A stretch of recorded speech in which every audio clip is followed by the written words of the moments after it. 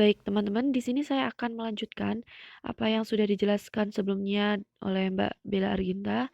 Di sini saya akan mempresentasikan tentang akuntansi kewajiban pada bab 4. Nah, pada bab 4 ini tentang akuntansi kewajiban, jadi terdiri dari 16 pasal, yaitu pada pasal 772 sampai dengan pasal 787. Nah, dalam pasal 772 ini akuntansi kewajiban mencakup yang pertama yaitu menjaga harta dalam akuntansi kewajiban pengakuan segera. Kemudian yang kedua bagi hasil yang belum dibagikan, kemudian simpanan atau wa'al wadiah, kemudian simpanan perusahaan, kemudian hutang dan juga selanjutnya hutang istisna, lalu ada utang pajak, ada kerugian atau wa'al khisroti, kemudian ada pinjaman dan juga pinjaman jangka panjang. Lanjut ke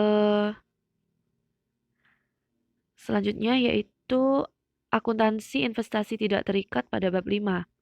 Nah, di sini pada bab 5 tentang akuntansi investasi tidak terikat terdiri dari 3 pasal saja, yaitu pada pasal 788 sampai dengan pasal 790. Nah, di dalam pasal 788 ini akuntansi investasi terdiri dari investasi yang tidak terikat dari bukan bank dan juga investasi tidak terikat dari bank lain. Kemudian dari pasal 789, pengungkapan dan pengakuan investasi ini tidak terikat dari bukan bank. Jadi harus menjelaskan yang pertama, investasi tidak terikat yang memiliki hubungan istimewa. Yang kedua, rincian investasi tidak terikat mengenai komposisi besarnya pemilikan deposito mudorobah, jadi menurut jenis mata uang rupiah dan valuta asing. Kemudian yang terakhir yaitu jumlah simpanan yang diblokir untuk tujuan tertentu. Nah, kemudian pada pasal 790, pengungkapan dan pengakuan investasi itu tidak terikat dari bank lain dan juga harus menjelaskan yang pertama, investasi tidak terikat yang memiliki hubungan istimewa, kemudian rincian investasi itu tidak terikat mengenai nisbah. Nisbah bagi hasil, jangka waktu deposito, jumlah dan komposisi besarnya pemilikan deposito mudorobah menurut jenis mata uang rupiah dan valuta asing. Dan yang terakhir jumlah simpanan bank lain yang diblokir untuk tujuan tertentu. Lanjut ke akuntansi ekuitas pada bab 6. Nah, akuntansi ekuitas pada bab 6 ini terdiri dari 4 pasal, yaitu pada pasal 791 sampai dengan 794.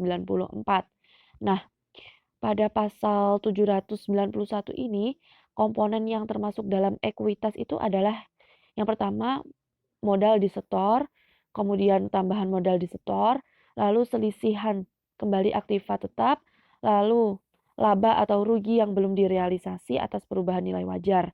Kemudian pendapatan komprehensif lain dan saldo dan juga saldo laba. Kemudian lanjut yang terakhir yaitu tentang akuntansi ZIS dan KORT. Di sini terdapat dalam bab 7. Nah, dalam bab 7 tentang akuntansi zakat infak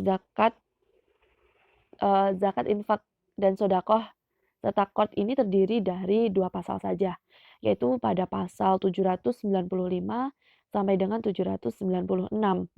Nah, pada pasal 795 ini pengungkapan dan pengakuan tentang laporan sumber dana dan penggunaan dana ZIS harus menjelaskan, yaitu yang pertama, periode yang dicakup oleh laporan sumber dana dan penggunaan dana ZIS. Kemudian yang kedua, dasar penentuan dana pemegang saham jika perusahaan diharuskan untuk membayar zakat atau nama para pemegang saham. Kemudian rincian sumber dana ZIS, lalu dana ZIS yang disalurkan perusahaan selama dalam periode laporan. Kemudian dana ZIS yang belum disalurkan pada akhir periode laporan dan juga nama dan identitas pengelola dana ZIS jika perusahaan menyerahkan untuk disalurkan kembali oleh pengelola dana ZIS. Kemudian pada pasal 796 pengungkapan dan pengakuan tentang laporan sumber dana itu dan penggunaan dana KORT harus menjelaskan yang pertama periode yang dicakup oleh laporan sumber dana dan penggunaan dana KORT Al-Hasan. Kemudian yang kedua, rincian saldo KORT Al-Hasan pada awal dan akhir periode berdasarkan sumbernya. Lalu yang terakhir jumlah dana yang disalurkan dan sumber dana yang diterima selama periode laporan berdasarkan jenisnya. Baik, mungkin itu yang bisa kelompok kami sampaikan. Apabila ada kurang lebihnya kami mohon maaf. Wassalamualaikum warahmatullahi wabarakatuh.